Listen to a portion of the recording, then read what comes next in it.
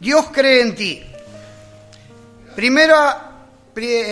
Colosenses capítulo 1, a partir del verso 15 voy a leer rapidito. Él es la imagen del Dios invisible, el primogénito de toda creación, porque en Él fueron creadas todas las cosas, las que hay en los cielos y los que hay en la tierra, visibles e invisibles, sean tronos, sean dominios, sean principados, sean potestades. Todo fue creado por medio de Él y para Él. ¿Está siguiendo la lectura atentamente, hermano? Y Él es antes de todas las cosas, y todas las cosas en Él subsisten. Y Él es la cabeza del cuerpo, que es la iglesia. Él, que es el principio, el primogénito de entre los muertos, para que en todo tenga la preeminencia. Por cuanto agradó al Padre, que en Él habitase toda plenitud, y por medio de Él reconciliar consigo todas las cosas, así las que están en la tierra como las que están en los cielos, haciendo la paz mediante la sangre de su cruz. Y a todos vosotros también, que eras en otro tiempo extraños y enemigos en vuestra mente, haciendo malas obras, ahora os ha reconciliado en su cuerpo de carne por medio de la muerte, para presentaros santos y sin mancha e irreprensibles delante de Él. Si en verdad permanecéis fundados y firmes en la fe y sin moveros de la esperanza del Evangelio que habéis oído, el cual se predica en toda la creación que está debajo del cielo, del cual yo, Pablo, fui hecho ministro. Amén. ¿Qué nos está diciendo Dios acá? Nos revela cosas, todo el tiempo la palabra nos revela, nos enseña. Él es la imagen. ¿De quién Él está hablando? De Jesucristo. Nosotros hoy nos congregamos para renovar el pacto. ¿Qué es renovar el pacto? ¿Qué es eso? Renovar el pacto es ese que Él hizo pacto con nosotros, porque nosotros no estamos en condiciones de hacer pacto con Él, porque no tenemos que poner. Simplemente nosotros ingresamos en ese pacto al aceptarle a Él en nuestro corazón. Y fíjense todo lo que dice acá este pasaje, que Él es la imagen. O sea, cuando las personas que lo vieron a Jesús caminar en Jerusalén, en Samaria, veían la imagen de Dios. Jesús era la imagen de Dios acá, en la tierra. Porque en Él fueron creadas todas las cosas, o sea, todo lo que usted ve a su alrededor fue creado en Él. Las que hay en los cielos y las que hay en la tierra, visibles e invisibles. Sean tronos, sean dominios, sean principados, sean potestades, todo fue creado por medio de Él y para Él. O sea, aún nosotros, si nos ponemos ahí, fuimos creados para Él, para Dios. Fuimos creados para Él. Esa fue su voluntad.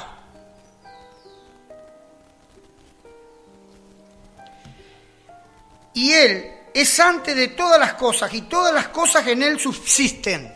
O sea, dice la palabra de Dios que cada mañana que se levanta el sol se le renuevan sus misericordias, y que Dios hace salir el sol sobre buenos y malos todos los días, por su amor. Todo lo que hay se subsiste, porque Él así lo desea. Dice que cuando venga el arrebatamiento de su iglesia, cuando fue quitado su Espíritu Santo, va a venir el caos y la destrucción de este mundo. Dice ahí, y Él es la cabeza del cuerpo, que es la iglesia. Por eso nosotros no nos dirigimos o no nos llevamos por personas visibles, más allá de que tenemos autoridades dentro de la iglesia. Pero nuestra guía tiene que ser esto que usted tiene en la mano. Tiene que ser la palabra y la enseñanza de Dios. ¿Por qué? Porque ahí se lo está diciendo. Él es la cabeza. Él es el que dirige. Él es el que piensa, el que nos gobierna, el que nos manda. Todas las cosas de nuestro cuerpo son gobernadas por la cabeza.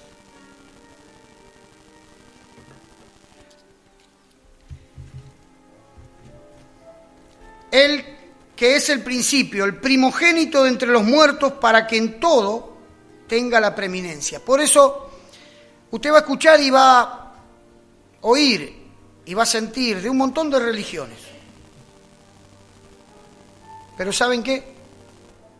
Ninguno volvió de los muertos. Solo Jesucristo. Amén. Solo Jesucristo. Por eso es que también decimos que seguir a Dios no es una religión. Una religión es algo inventado por los hombres. Y Dios no quiere religiosos, aunque nosotros muchas veces nos podemos transformar en ellos. Pero Dios no es lo que Él desea. Por eso dice que es el primogénito de entre los muertos. Es el que se levantó, el único que volvió de la muerte. Por cuanto agradó al Padre que en Él habitase toda plenitud. Y por medio de Él reconciliar consigo todas las cosas. O sea, toda esta creación y todos nosotros que estábamos alejados de Dios, por Jesús nos reconcilió. Nos lleva a su presencia. Podemos llegar hasta el trono de gracia, de misericordia. Podemos sentirlo cuando usted derrama lágrimas, cuando siente su presencia. Porque Él es real. Y todo aquel que le abre su corazón lo va a sentir en su vida. No lo va a dejar solo. Porque Él lo prometió, yo me voy, pero estaré con vosotros todos los días hasta el fin del mundo. Dice acá, por medio de Él reconciliar todas las cosas, así que las que están en la tierra como las que están en los cielos, haciendo la paz mediante la sangre de su cruz. ¿Escuchó la canción que cantábamos? Lo que leía Marisa en el Apocalipsis. La sangre simboliza para nosotros el perdón. Simboliza para nosotros que se pagó la deuda. Que toda la maldad que puede haber en nosotros y que hemos hecho, el Señor la paga con su sangre preciosa. Y eso trae paz.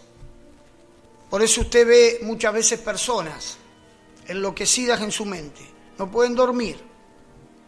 Cometen actos como eso que le terminaba de decir. ¿Qué cree que había en esa mente una persona que toma un arma, mata a otra y después se mata a él? Lo dice la Biblia. ¿Dónde están las guerras? ¿Dónde están los pleitos, los homicidios, las violaciones, los abusos, los engaños, las mentiras? En el corazón del hombre. Y acá dice que haciendo la paz mediante la sangre de su cruz. Y a vosotros también, que eras en otro tiempo extraños y enemigos en vuestra mente, haciendo malas obras, ahora os ha reconciliado. ¿Y cuánto de verdad hay en esto? ¿Cuánto tiempo nos llevó a aceptar a Jesús en nuestro corazón? Que es una mentira, que es un fraude, que voy a ser engañado, que tantas cosas que pensamos y hacemos. ¿Por qué? Porque éramos enemigos de Dios. En nuestra mente, en nuestro corazón. Por eso el Señor le dijo, vayan y llévenle, háblenle, cuéntenle quién soy yo. Y ahí dice que ahora os ha reconciliado. en su cuerpo de carne por medio de la muerte para presentaros santos y sin mancha e irrepresible delante de Él. Lo que va después a ministrar el pastor, el vino que simboliza la sangre y el pan que simboliza su cuerpo. Por medio del cuerpo Él también pagó el precio. ¿Por qué? Porque como lo que va a leer el pastor seguramente, fue partido, fue molido, pagó el precio, el castigo por la maldad. Lo pagó y en su cuerpo.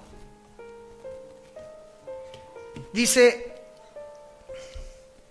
por medio de la muerte para presentaros santo y sin mancha e irreprensible, ¿delante de quién? De Él. Si en verdad permanecéis fundados y firmes en la fe. La fe es la certeza de lo que se espera y la convicción de lo que no se ve. La fe en Cristo Jesús. Dice, y sin moveros de la esperanza del Evangelio que habéis oído. La fe viene por el oír y el oír de la palabra de Dios. ¿Qué esperanza esperamos? Es que no sabemos nosotros ni nosotros mismos sabemos cuándo nos vamos a ir de esta tierra. Pero sabemos que si nos esforzamos por caminar como Él quiere y si lo tenemos acá, vamos a ver su rostro. Vamos a su presencia. Le vamos a ver cara a cara. Esa es la esperanza y la promesa que Dios nos ha hecho a cada uno de nosotros. Dice, del Evangelio que habéis oído, el cual se predica en toda la creación que está debajo del cielo, del cual yo, Pablo, fui hecho ministro. Cuando leía esto, no sé, en mi mente cada uno tiene sensaciones distintas. Me parecía estarlo escuchando al apóstol Pablo hablando con los colosenses. Escuchó, esto tiene mucho tiempo, este evangelio en toda la creación se va a predicar, se va a hablar. Y dice la Biblia que después que se ha esparcido el evangelio en todo lugar, viene el fin. Ahora, con todas estas cosas que nosotros estamos leyendo, ¿qué le parece? ¿Él cree en usted o no cree en usted? Dice que Él bajó y descendió. Claro, ¿qué hace el diablo? Trata de humillarnos todo el tiempo. Cuando más humillados los tenga los seres humanos. Cuando más desmotivados, amargados, entristecidos, con ganas de morir, más lejos de la presencia de Dios lo tiene. Pero Dios quiere lo distinto. Y Dios cree en cada uno de nosotros.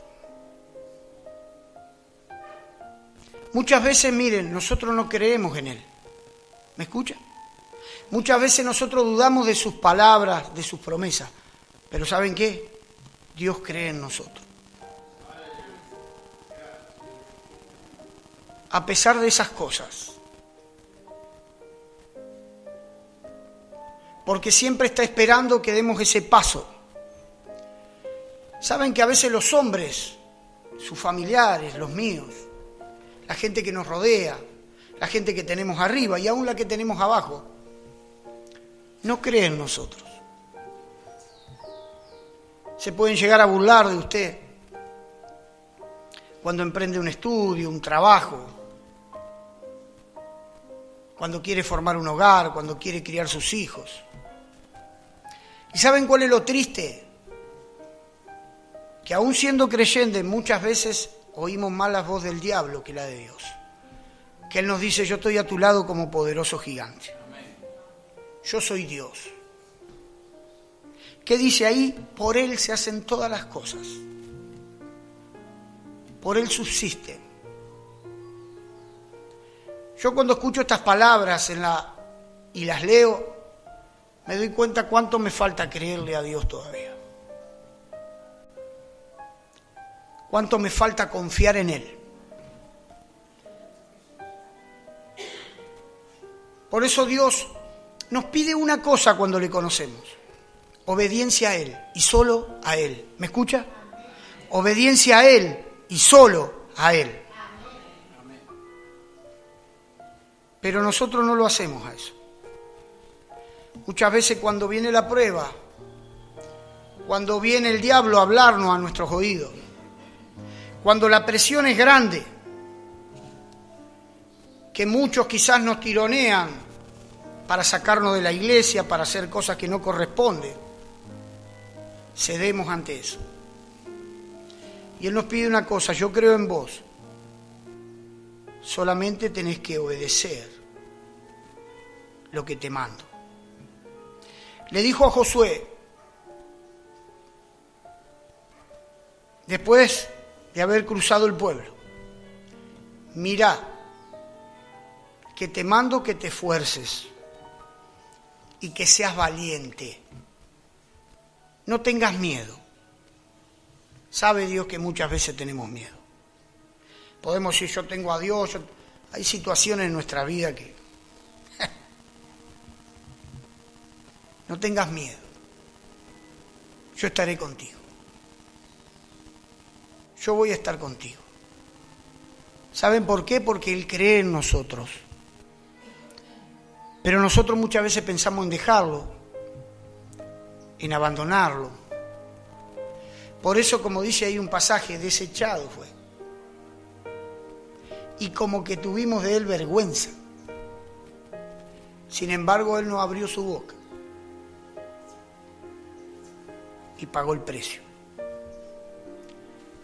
Vamos a leer un pasaje donde yo creo que ni este joven ni este muchachito se imaginaba lo que Dios tenía preparado para él. Vayan al primer libro de Samuel. Acá está muy claro. Yo he pasado por cosas, no una unción semejante como la que vamos a leer, pero que a veces tus familiares, la gente que te rodea, no te tengan en cuenta. Dice la Biblia que cuando el Señor comenzó su ministerio a predicar, mientras que usted busca primera de Samuel capítulo 16, dice que decían de Jesús: de ahí, de Jerusalén, de ahí, de Galilea puede salir algo bueno. ¿Y saben qué? Dice que en su propia tierra el mismo Señor no pudo hacer milagros. Muchos milagros porque la gente lo rechazaba, no lo quería. Porque así tenemos estructurada nuestra mente. ¿Qué va a ser este? En cambio, me gustaría que hoy nos vayamos creyendo de que todos nosotros juntos podemos crecer y ser victoriosos en nuestra vida. Y que Él va a conceder las peticiones de nuestro corazón. ¿Por qué? Porque Él cree en nosotros. Pero Él nos pide obediencia. No voy a leer todo este relato, es precioso. Miren que hemos hablado de esto, pero yo cada vez que lo leo, e incluso yo no sé cuántas veces he predicado de esto mismo. Capítulo 16, verso 1.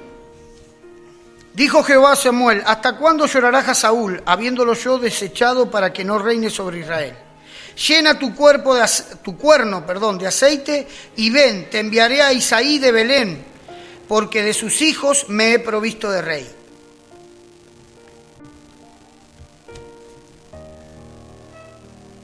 Pasemos al verso 9, el verso 6. Y aconteció que cuando ellos vinieron, él vio a Eliab. Vamos al verso 5. Él respondió: sí vengo a ofrecer sacrificio a Jehová, santificaos y venid conmigo al sacrificio. Y santificando él a Isaí y a sus hijos, los llamó al sacrificio. No se olvide que dice el primer versículo, que Dios lo mandó: andate a Isaí, a ese hombre que uno de sus hijos yo me voy a proveer de rey. Ahí está mi rey, mi futuro rey. Y aconteció que cuando ellos vinieron, vino Eliab y dijo: de cierto, delante de Jehová está tu ungido. se presentó el hijo mayor, el primogénito de Elí.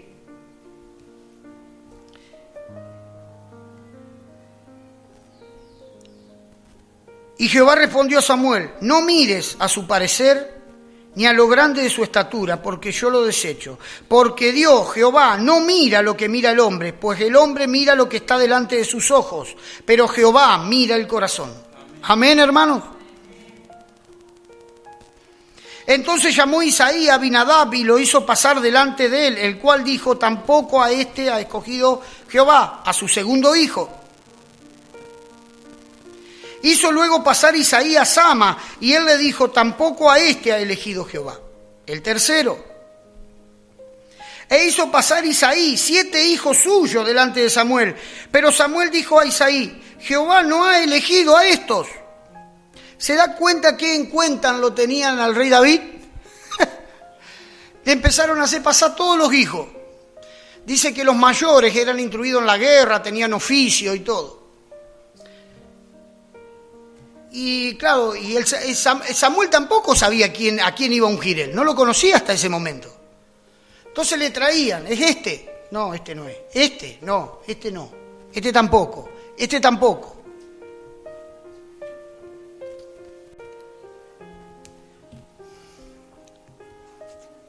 El verso 10, e hizo pasar Isaí 7 hijos suyos delante de Samuel, pero Samuel dijo a Isaí: Jehová no ha elegido a estos. Entonces dijo Samuel a Isaí: ¿son estos todos tus hijos? Y él respondió: queda uno, aún el menor, que apacienta las ovejas. Y dijo Samuel a Isaí: envía por él, porque no nos sentaremos a la mesa hasta que él venga aquí. ¿Se da cuenta que nosotros podemos estar tirados en el fondo de algún lugar de la tierra, abandonados, despreciados, pero ahí mira a Dios? Ahí están sus ojos. Yo le digo que cuidar ovejas para muchos de los pueblos vecinos era un trabajo denigrante. Hasta el día de hoy en algunos países lo es. Ahí estaba David. Anda con unas ovejas mías. Bueno, tráelo, porque hasta que no venga no nos vamos a sentar a la mesa.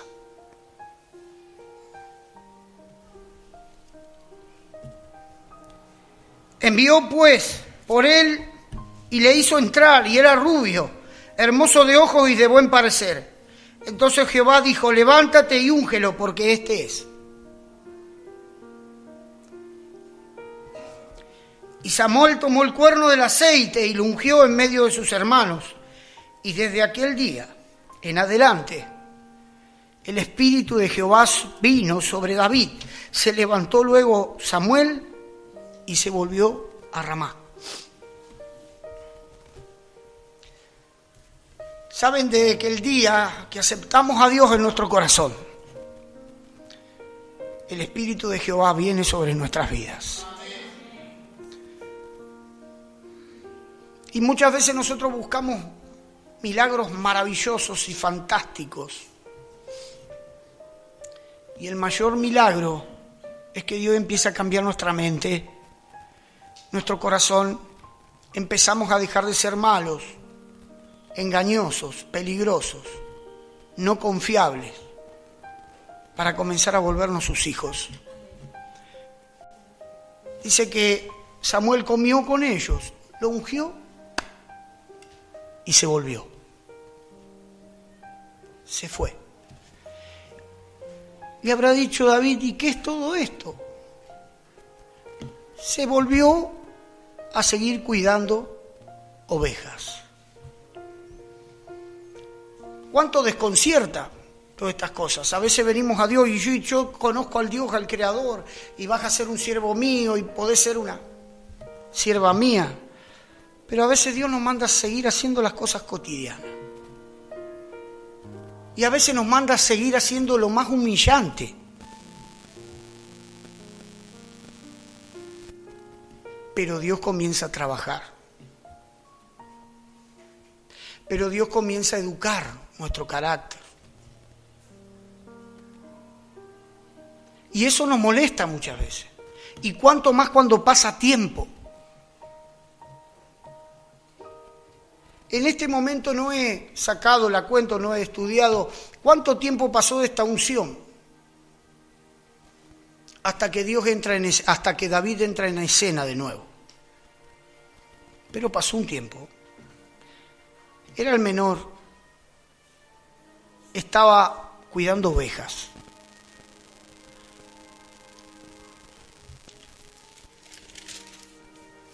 Pase de vuelta a la hojita. Capítulo 17. Los filisteos juntaron sus ejércitos para la guerra y se congregaron en Soco, que es Judá, y acamparon entre Soco y Aseca en Efes-Damim. También Saúl y los hombres de Israel se juntaron y acamparon en el valle de Ela y se pusieron en orden de batalla contra los filisteos. Y los filisteos estaban sobre un monte a un lado, e Israel estaba en otro monte al otro lado, y el valle entre ellos. Salió entonces del campamento de los filisteos un paladín, el cual se llama Goliat, de Gat, y tenía de altura 6 codos y un palmo. Aproximadamente 3,20 metros, 3,50 metros de altura. ¿Me escuchó? Yo quiero que nos detengamos ahí y que miremos un pequeño video que nos va a transportar. Dura unos instantes simplemente. Los filisteos juntaron sus ejércitos para la guerra y se congregaron en Soco, que es de Judá, y acamparon en Efes-Damim. También Saúl y los hombres de Israel acamparon en el valle de Ela y se alinearon en lados opuestos para la batalla contra los filisteos, con el valle entre ellos. Salió entonces del campamento de los filisteos un paladín llamado Goliat de Gat, y tenía de altura 6 codos y un palmo, y traía un casco de bronce en su cabeza, y llevaba una cota de malla, y era el peso de la cota 5,000 siclos de bronce. Sobre sus piernas traía grebas de bronce y jabalina de bronce entre sus hombros. El asta de su lanza era como un rodillo de telar, y tenía el hierro de su lanza 600 siclos de hierro, e iba su escudero delante de él. Y se paró y dio voces a los escuadrones de Israel, diciéndoles: necesitan todo un ejército para esta batalla. Escojan quien pelee por ustedes, y yo pelearé por los filisteos.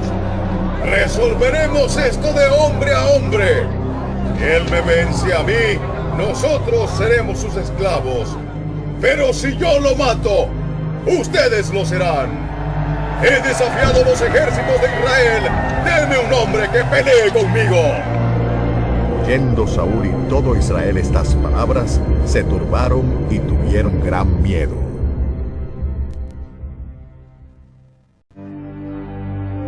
Fueron oídas las palabras de David, y Saúl lo hizo venir. Y dijo David a Saúl: no se preocupe, yo voy a pelear contra este filisteo. No seas ridículo. No hay manera de que puedas luchar este filisteo. Eres solo un niño, y él ha estado en el ejército desde que él era un niño. Pero David persistió: tu siervo era pastor de las ovejas de su padre. Cuando venía un león u oso o tomaba algún cordero de la manada, salía yo tras él con un garrote y lo libraba de su boca. Si el animal se levantaba contra mí, yo le echaba mano de la quijada y lo mataba. Yo maté leones y osos, y voy a hacer lo mismo con este filisteo pagano, porque él desafió el ejército del Dios vivo. El Señor Dios Todopoderoso, que me libró del león y del oso, me librará también de este filisteo. Saúl finalmente consintió. Está bien, ve, y que el Señor esté contigo. Y Saúl vistió a David con sus ropas, y puso sobre su cabeza un casco de bronce, y le armó de coraza. Y ciñó David su espada sobre sus vestidos, para probar, porque nunca antes lo había hecho. Y le dijo a Saúl: no puedo andar con esto, no estoy acostumbrado. Y David echó de sí aquellas cosas, y tomó su cayado, y escogió 5 piedras lisas del arroyo, y las puso en el saco pastoril. Entonces, armado con su cayado y su honda, se fue hacia el filisteo. y el filisteo venía andando y su escudero delante de él. Y cuando vino a David, le tuvo en poco, porque era muchacho, y le dijo: ¡Soy yo, perro, para que vengas a mí con palos! Y maldijo a David por el nombre de sus dioses. ¡Ven a mí y daré tu carne a las aves del cielo y a las bestias del campo! Tú vienes a mí con espada, lanza y jabalina, y yo vengo en el nombre del Señor Todopoderoso, el Dios de los ejércitos de Israel, a quien tú desafiaste. Hoy mismo el Señor te entregará en mis manos. Te mataré y te cortaré la cabeza, y daré los cuerpos de los filisteos a las aves del cielo y las bestias de la tierra, y el mundo entero sabrá que existe un Dios en Israel. Y todos verán que Dios no precisa de armas para salvar a su pueblo. Esta batalla es de Él, no nuestra, y el Señor los vencerá. Y cuando el filisteo echó a andar para ir al encuentro de David, David se dio prisa, y metiendo su mano en la bolsa, tomó una piedra y la tiró con la honda e hirió al filisteo en la frente. Y la piedra quedó clavada en la frente. Y Goliat tambaleó y cayó sobre su rostro en tierra. Así venció David, e hirió al filisteo y lo mató, sin tener David espada. Entonces corrió David y se puso sobre el filisteo, y tomando la espada de él, lo acabó de matar, y le cortó con ella la cabeza.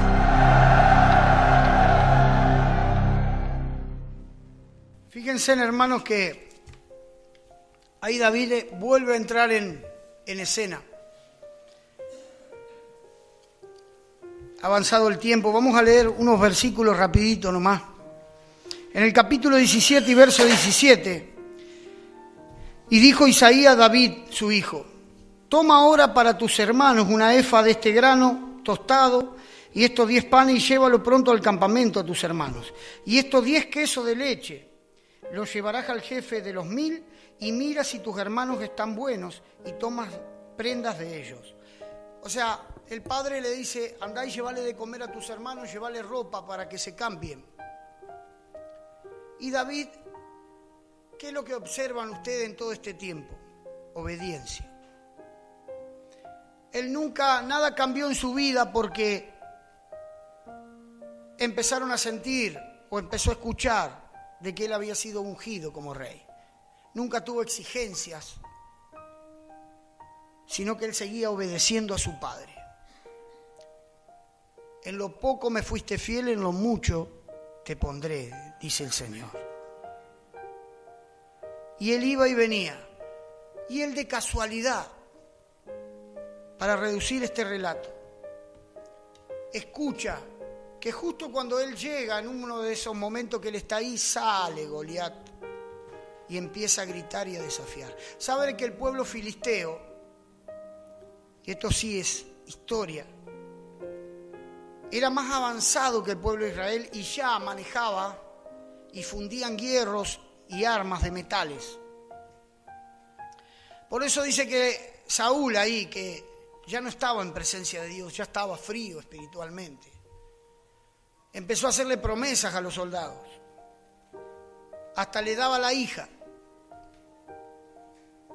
Le daba la hija, le daba riqueza al que peleara. Pero así todo nadie quería pelear. Imagínense que era 3 metros de altura. Más de 3 metros de altura. Lleno de un montón de cosas. Y fíjense que aún el hermano, en el verso 28, y oyéndole hablar Eliab, su hermano mayor, con aquellos hombres, se encendió en ira contra David y dijo: ¿para qué has descendido acá? ¿Y a quién has dejado aquellas pocas ovejas en el desierto? Yo conozco tu soberbia y la malicia de tu corazón, que para ver la batalla has venido. O sea, comenzó a despreciarlo a David. Saben que cuando nosotros queremos hacer algo para Dios, cuando queremos trabajar, cuando queremos servir, el diablo es el método que tiene desde el principio: desprestigiarnos, humillarnos, decirnos que no vamos a poder hacer aquello. Pero ¿saben qué?